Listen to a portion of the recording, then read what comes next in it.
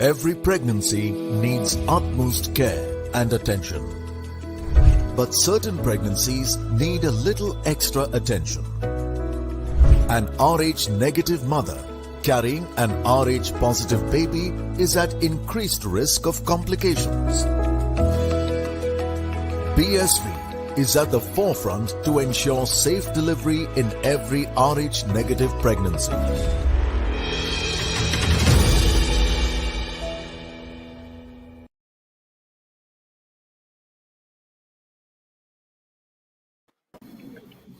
Another easy peasy win, another comprehensive effort, another Meg Lanning special. There's nothing that Australia can do wrong, is what I feel. Julia, I'm just going to straight away come to you. Uh, Whatever, you scored 270, you scored 280. Australia is chasing it like it's an everyday job for them. They've built a team over years for this kind of an event. They just know everybody. They just know inside out what's going on. And what they've done today is another clinical special. Well, I'm not sure it was clinical.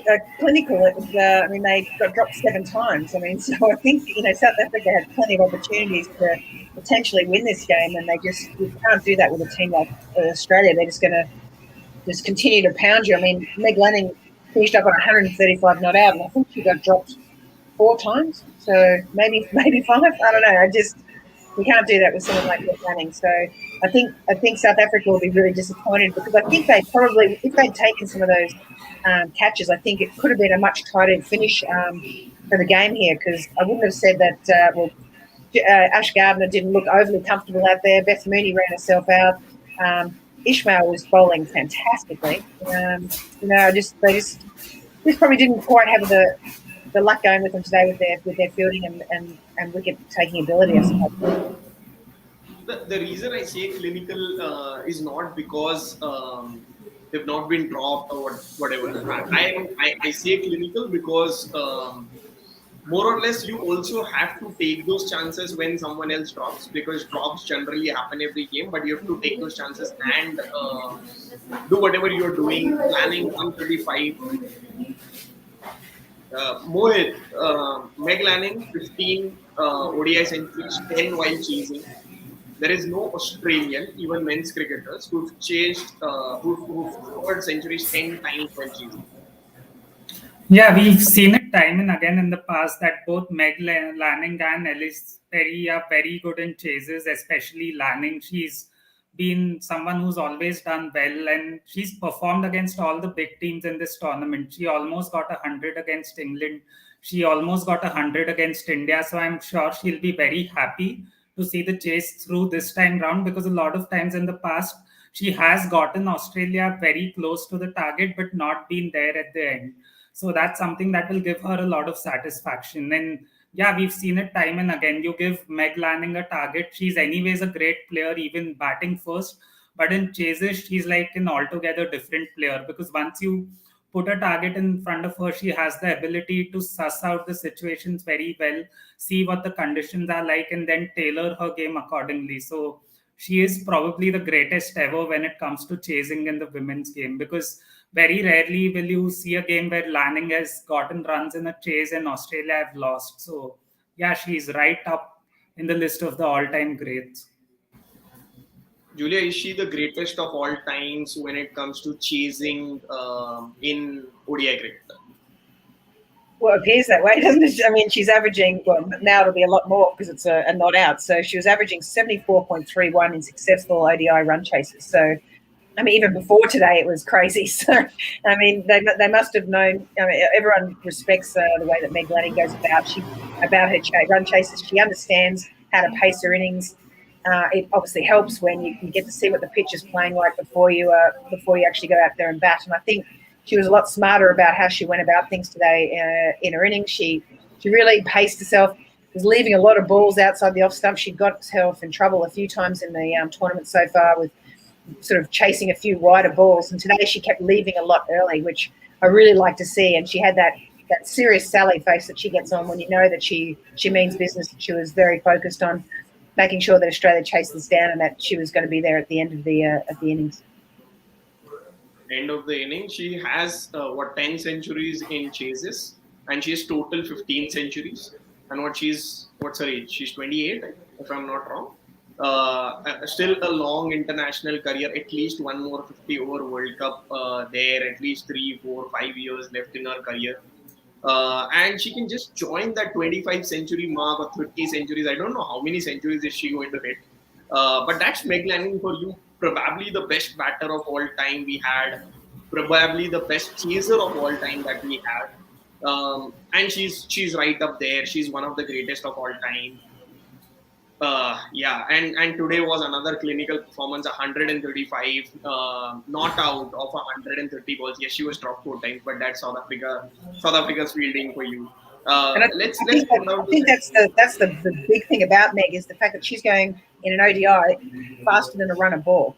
So that's sort of like your T20 sort of styles, and that's where she is so just damaging to other teams because she's scoring at such a fast rate as well, and in very difficult areas as well. And not surprising, a few of those balls went pretty hard at players that they couldn't catch. But that is really so destructive of her. She just gets away from you, and suddenly she's on 80, and you're like, when did this happen?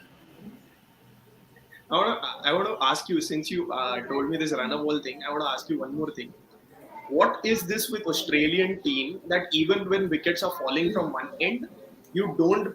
So basically, I'll give you a comparison here. So for example, India lose the top 2 wickets. The other players would generally take a lot of pressure, and they will score at what 50 strike rate, 60 strike rate, 70 strike rate. But when it comes to Australia, even when wickets are falling from the other end, Lanning or for example Silver for England, they continue scoring at that more than run a ball. And we saw that in Lanning couldn't score. Even when wickets were falling, here the runs were getting scored. Yeah, it hasn't always been that way for Australia. They've worked pretty hard on getting that depth in their batting order, getting players comfortable and confident and trusting each other, and really understanding what their roles are. So to me, it's about that specifically is the key point, is the fact that they're supposed to be rotating the strike. They know each other's games inside and out.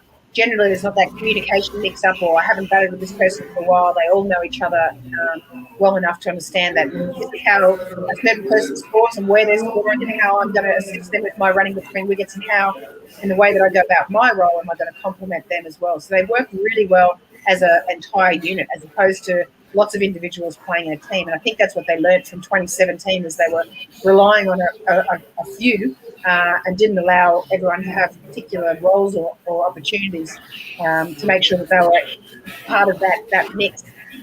So what they've done well is really being clear on the roles of the team, and also operating as a team.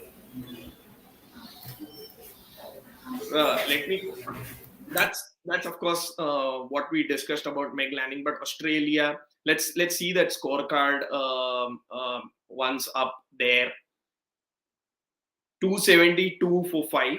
They chased it down in 45.2 overs. That looks very clinical. Of course, there were many drops, but that is what they capitalized on. But the entire innings revolved around Meg Lanning, 135 there.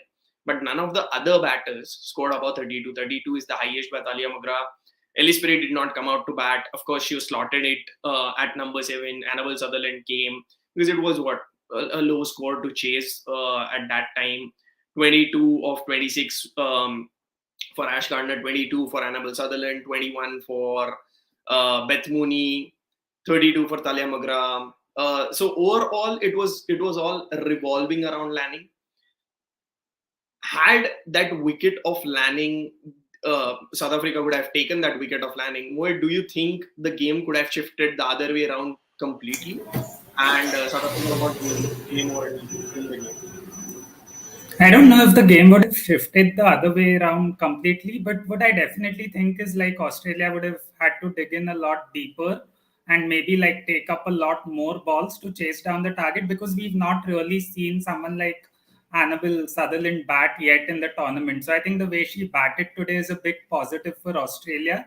And Elise Perry also was batting much lower down the order today. We don't know the status of her fitness, but that was again something that was probably a positive for Australia, because their top three of their top four didn't contribute a lot today. So had they like even lost Lanning, I think they would have been in the chase, because South Africa really missed someone like Klaas today. Their fifth bowler turned out to be a huge problem for them. And yeah, like Australia took full advantage of that. So had they dismissed Lanning early, the match would have been a lot closer. But I still think Australia were significantly better than South Africa today for much of the match. For much of the match. Same question, I'm going to throw it to Julia. Julia, do you feel, because the others did not contribute a lot, had Lanning's wicket gone on off, say, probably the first of the catch that was dropped, do you think the match would have changed, and maybe since they chased it in 45.2, it could have gone down to the 50th over like it went against India? Yeah, I absolutely think it would have gone a lot deeper. But at the same time, I think that's the beauty of the Australian team, is they do shift their roles pretty quickly. If someone does get out, then they know that they've got to step up. And someone like Beth Mooney would have done that. And then obviously by the time it got to 7, and Perry would have done that same sort of role. So they've got a few people in between that are going to be the player that the other team can sort of continue to accelerate around and play the game. As you mentioned, like all the other players that got some runs, like 32 off 35, 22 off 26, 22 off 23, they're all nearly run a ball sort of things. So to me, they was intent on having that one person they could rotate around. And obviously Meg Lanning being in there all that time was also accelerating at the same time. So it was a bit of a double whammy for the opposition there, and the fact that the pitch was an absolute road. No one was expecting it to be that flat. And I think that sort of played into the Australians' hands a little bit. The bowling attack from South Africa is fantastic, particularly obviously with the three fast bowlers. And you're right, Mohit, they certainly missed in their fifth bowler today, just didn't really step up to what they needed, and they really did miss Klaas today. Hopefully she's going to be coming back for them, because she's a vital cog in that bowling cartel that they've got. But Ishmael, Cap and Kaka all bowled in reasonably good areas, but it was a tough pitch. So it really took away a lot of their weaponry, and the fact that it was a very bland pitch, and Australia's bullying and the way that they bat, I suppose, was just stronger than what South Africa's was. So it was probably a good pitch for Australia to have to play South Africa on. Good pitch for Australia to play South Africa on, and they'll be expecting they get the same pitch whenever they play South Africa, either in the semis or in the finals. If they do, of course. Let's come down to that bowling scorecard for South Africa. Much of it, Ayabonga Kaka 9 overs, none for 48. Cup 8 overs, none for 34. Ismail 9 overs, 2 for 33. Tryon 2 for 44 in 8. But let's see that Sekikune 7 overs, none for 68. Suneli 6 overs, none for 35. This is that problematic area. If we see that fifth bowler, to me, Sekikune bowled 7 overs, nearly at 10 an over. Suneli 6 overs, none for 35. Sune still does not look like very confident in her bowling. And to me, it was the first match for her. And she was smacked all around the park. Did not look like, oh, okay, she's there, right up there in terms of that fast bowling, what we see. Do you feel South Africa made that mistake by playing Tumi Sekikune and should have played, say, someone like Mlaba, who could have been a better option with the spin? And leave out one pacer for a particular game when Klaas is not playing, and could have been an option wherein you can lose out on Goodall next game and you can still play Malaba for the next game. Julia, for you. Yeah, absolutely. That's sort of what Dana and I've been talking about for a fair while. They can't seem to nut anyone down in that number 3 spot, so they may as well just shift them. We saw how Luce came out today and batted beautifully from the word go. I think she'd be great at number 3, particularly with that start they got today.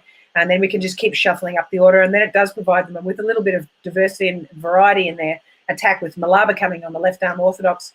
Because you just haven't quite, someone like Tryon is really a part-time bowler who's starting to get pushed into that sort of all-rounder position. And she's bowling all right. She picked up a couple of wickets today, and she has been reasonably economical, but just not really getting into anyone's orders at all. And then you've obviously got Sune Luce, who just hasn't been bowling at her best. Too many full tosses, just not the best bowling in the world. So I think that they need that Malaba to come in to help support the other 3, because I think today Sune Luce got her overs a little wrong as well. You know, she then they knew that they were getting closer to the end of the game, and you can't just hold off your best bowlers. If you want to get into this, you've got to start taking some wickets. And Cap and Ishmael should have continued to bowl just to. I mean, Ishmael was creating opportunities left, right, and centre. Just no one could catch them. So that's what you need to do. You just need to keep getting these opportunities. And by bowling herself, Kaka wasn't too bad, but by bowling herself in those last few overs, it was just sort of money for jam. They were just tapping it around everywhere, and it was an easy win without having to challenge them with the bowlers. So you want to be able to, bowl those middle overs with slightly better quality bowlers with regards to having Malaba in there and Klaas if she comes back in Kaka, and then you can finish off with your Ishmaels and Caps, and that stretches your bowling cartel a fair bit. But she just got it a little bit wrong today, and obviously wasn't supported with the fielding at all. I want to ask the same question to Mohit, continuing the discussion. Mohit, do you feel that the captaincy was a problem? Because if we see that overs from 24, 25 and later, did not see a lot of Ismail. See, if it's 46 overs done, but still Ismail has 3 overs left, Kap has 2 left, Kaka was bowling her 10th. Since they were the bowlers in form, Sunellis and Tumi Sekigune, even after getting hit, 5 overs 50 or something, still was bowling those 2 overs when you could have gotten Kap and Ismail or even Kaka at an earlier stage and could have posed a bigger threat rather than continuing bowling Sekigune and maybe even Sunellis herself.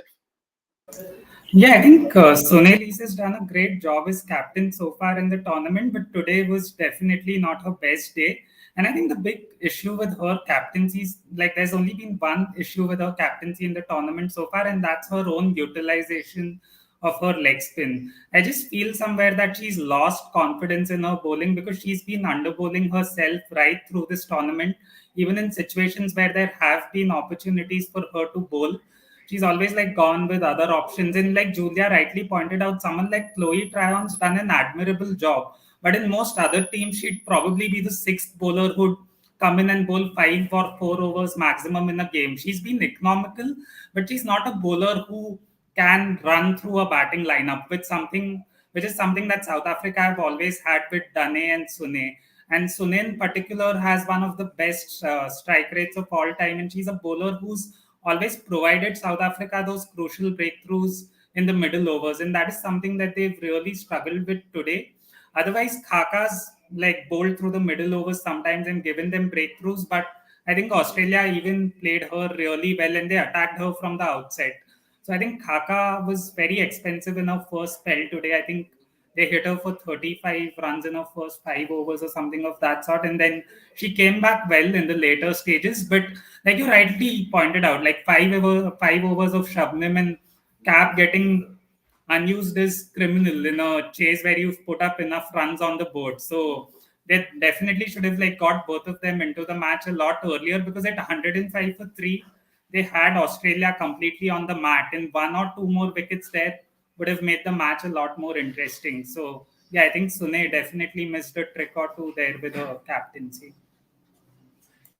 Definitely did miss a trick or two with that captaincy there. Not the best of the bowling choices that we saw, particularly today.